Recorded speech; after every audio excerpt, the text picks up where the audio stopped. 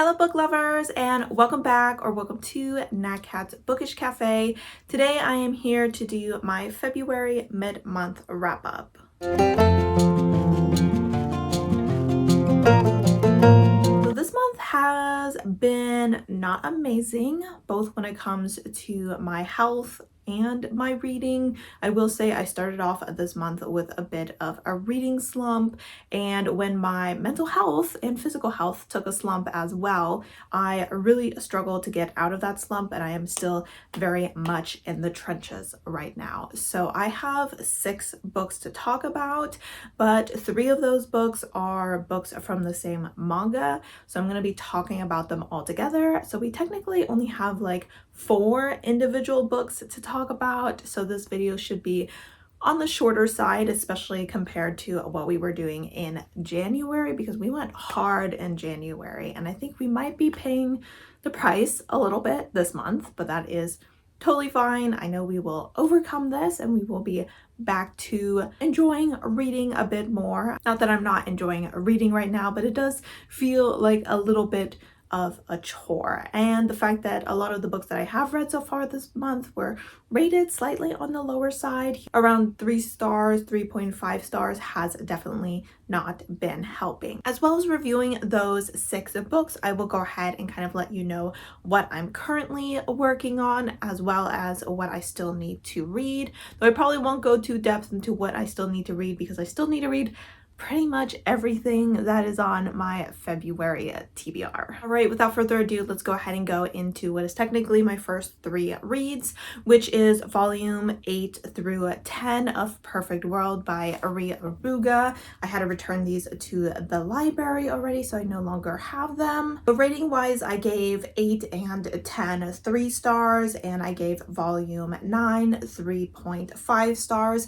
I think I'm really struggling with the series at this point. Luckily there's only 2 more books, so I am gonna go ahead and power through the last couple books just to finish up this series. But if you've been on my channel and watched my reviews, then you will know one of the things I struggle with in this series is that it doesn't focus a lot on the romance. In fact, for a big part of this series, they are not even together, and in these last few books they technically do get together, but the sudden quick progression of their romance in these last few books was so fast. It was like they dragged out the breakout for volumes and volumes, and I don't want to give spoilers or anything, but it's kind of difficult to talk about the series so late in the game.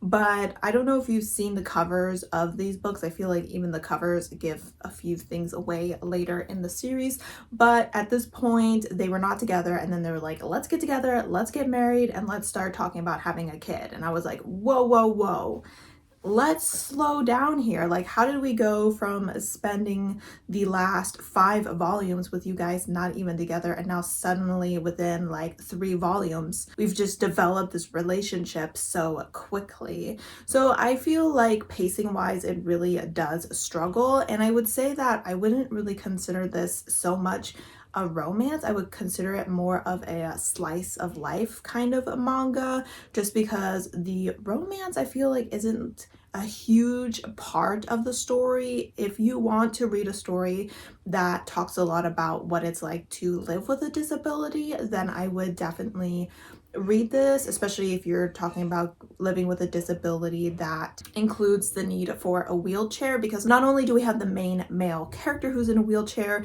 but our couple interacts with different people throughout the story that are also in a wheelchair, who have had different experiences and have different abilities as well. So it does give you some diversity within that community, which I'm glad that the author does. But I really think that you should go into the series expecting more of a slice of life, getting to learn what it's like to be in a relationship with someone with a disability, to be someone who has a disability, rather than to go into it hoping for like a romance, and that's what I went in looking for, and it's not what I'm getting. The romance is just poorly paced in my opinion. I think that the pacing of the romance really revolves around how long the author wants to spend on a specific topic that people with disabilities have to face. So the reason that they were broken up for so long was because, you know, there was a lot of people that were against her being an able-bodied person being in love with someone with a disability, and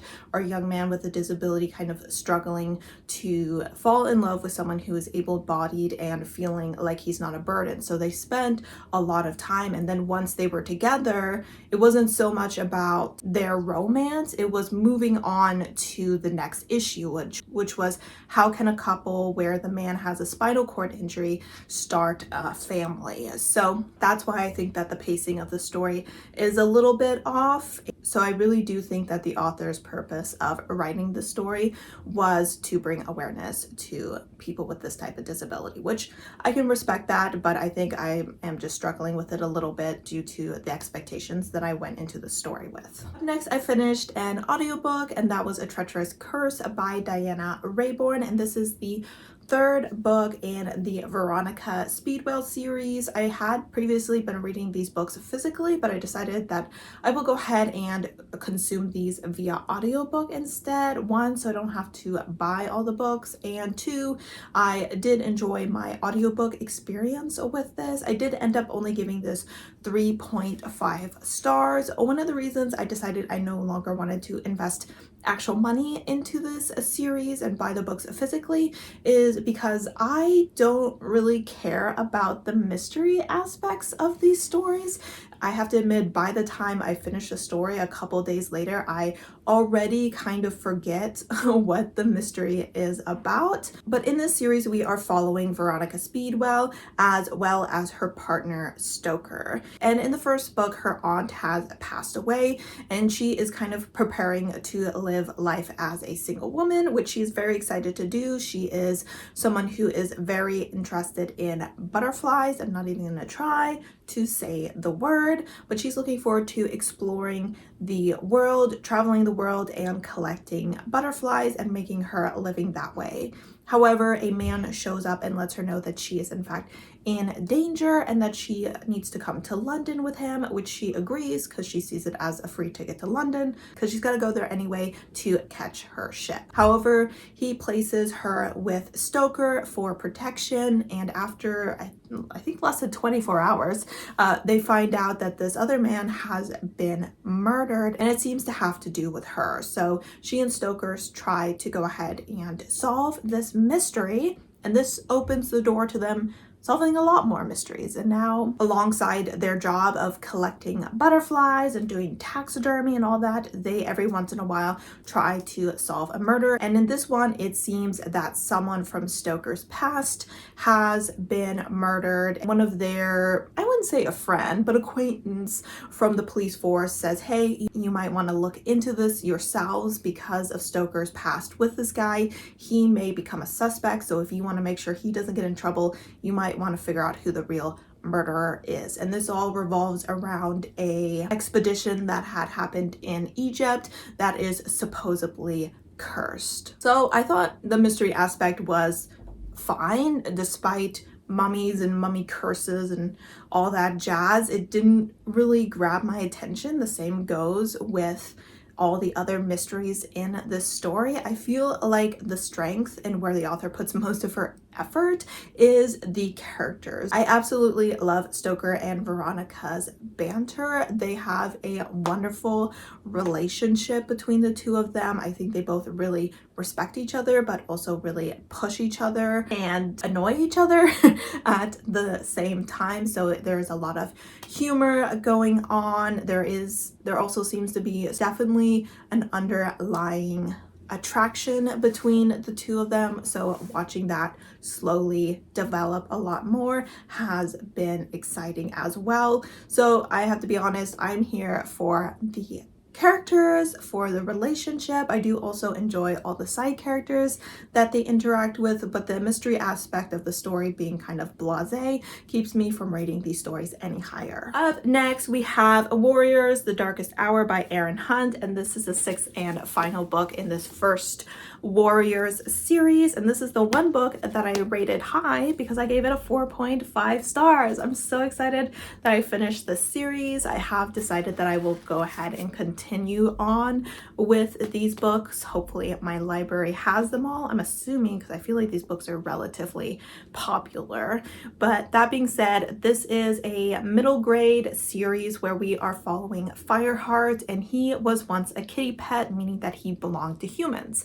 However, he was unsatisfied with that life, so he decides to leave it behind and join the Thunder Clan. The Thunder Clan is one of 4 cat clans that live within a designated forested area, and he joins them to learn how to be a warrior for this clan. Despite the fact that these clans know that there needs to be 4 of them in order for there to be a balance within the forest, that does not prevent them from squabbling over prey and territory lines. This series has so much drama, and I definitely think that it ended on a bang. I feel like this story had so much drama within it, and it always was escalating, that I was always like, how can the author top this? You know, how is he going to make a climactic ending despite having so many climaxes throughout the series? But he made it work. Obviously, this being the last book in the series, I'm not going to go into depth about what it was about, but just know that there were a lot of dark forces working against our main character in this story, and he really showed his strength and his leadership skills, as well as just the accumulation of everything that he has learned during every trial that he has been through throughout the series, and used it to protect those that he loved, and just watching the clan come together to fight for their lives essentially, and for the right for their clan to continue was just, I was so cheering for them. Oh my gosh, I was just stressed out of my mind, and just the author's ability to get you attached to all of these characters. I, of course, am a cat lover. It doesn't take me much to fall in love with a cat and to shed a tear when their time has come and gone. But I really think that the author did a wonderful time of creating such individual and dynamic characters. Despite this being a middle grade, the author did not shy away from darker topics. There was a scene in here that I would describe as disturbing, and I was honestly trying to check like what age group these stories are for, because I definitely would not say that you should jump from Magic Tree House into these books, because they are definitely darker, but I think that makes them a really great middle grade series for adults to consume, because there's a lot of important themes in here and a lot of tough trials that these cats go through, and just a lot that children and adults can learn from the decisions of our characters. So had a wonderful time with this series. So glad that I finally went ahead and completed my reread of it, and I'm definitely looking forward to continuing with the series. And the last book that I finished was Straight by Chuck Tingle, and this was a novella by the author of Camp Damascus, which was a book that made it onto my honorable mentions for my 2023 best books of the year. This book unfortunately didn't quite do it for me. I will say that I went into it with lower expectations because it is a novella, and with novellas I do struggle a little bit, especially with this book, because it is a book that I think would have benefited so much from being a full-length novel, because it's such a great concept. So in this book, we are following a group of young queer people. I would say they're probably like in their 20s or so, definitely not teenagers, but they are heading to the desert, specifically Joshua Tree, to spend the next 24 hours there to survive what is called the saturation. And the saturation is something that happens once a year for 24 hours. Essentially, planet Earth passes through an anomaly within the universe, and it causes all these straight people to go feral. It doesn't matter if you're an ally, okay? It doesn't matter if you're a liberal, if you love your queer friends, you will go feral and you will try to kill them. At the time of this book, it is the 3rd year that they are going through this. The queer community is slowly but surely starting to recover from the mass massacre that they faced that first year, where, you know, obviously no one was expecting this to happen and no precautions were being taken. And at this point, there has been a vaccine developed that should reduce people's probability of actually going feral and trying to kill someone. But at the same time, the queer community is still taking precautions, and this group specifically is hoping to hunker down in the desert and survive the whole situation. And obviously it doesn't go quite as planned, otherwise this would be a very boring book. I really think that my main issue with this story is that because it was so short, it felt like it lacked subtlety. And with a story like this, I want there to be more of a build to the climactic horror aspect of it. I think that's something I really enjoy with horror stories, that kind of insidious creeping of the bad coming from you out of the dark. And I think that the story had a lot of great themes to it, but because of how short it was, it all felt very surface level because it was so in your face. Like, yes, homophobia is bad, and homophobic people are dangerous to queer people, and that is represented by the fact that people are going feral and they are killing queer people. Yes, allies are not always willing to do what it takes to protect the people they claim they want to protect, but the way that the author presented that was very obvious. Like, there was no subtlety at all within this story. Same goes with internalized homophobia within the queer community. The fact that they showed a lot of distrust in bi people, because they're like, a bisexual is half straight, so if they're half straight, does that mean that they're gonna go feral as well?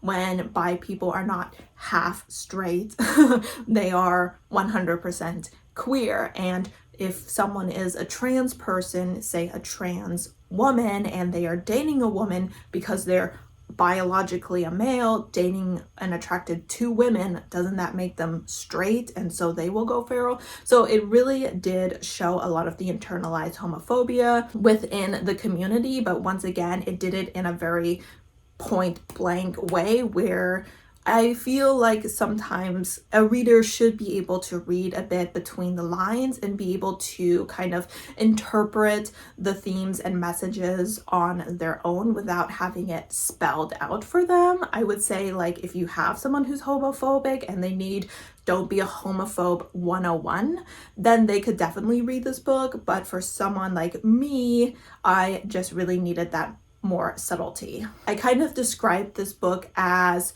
homophobia is bad and queers have the right to punch you back 101. And I think that really encompasses this story. If Chuck Tingle ever decided, now that he is definitely more in the spotlight and getting more attention, to come back to the story and rewrite it and really give us a background of like, hey, let's have some flashbacks to what happened on that first year, because there was like one flashback and I was like, oh, this is really interesting. I would like to know some more. Or maybe let's explore some different groups who are hiding in different areas. I think Palm Springs was an area that was completely enclosed and protected by the gay militia kind of situation, and there was just so much I needed more of. And so I would like to give a plea to Chuck Tingle to please write a full-length novel for this, because it was such an interesting interesting concept, but 120 pages just was not enough to really give it the justice that it deserves. All right, guys, so those are all the books that I've read so far. Not too many, but hey, we're doing our best. So let's go ahead and talk a little bit about the books that I'm currently working on. First up, I'd like to mention that I am actually reading a nonfiction book right now, and that I am on chapter 5, page 68, and I have been slowly but surely chugging my way through this, reading a chapter every few days.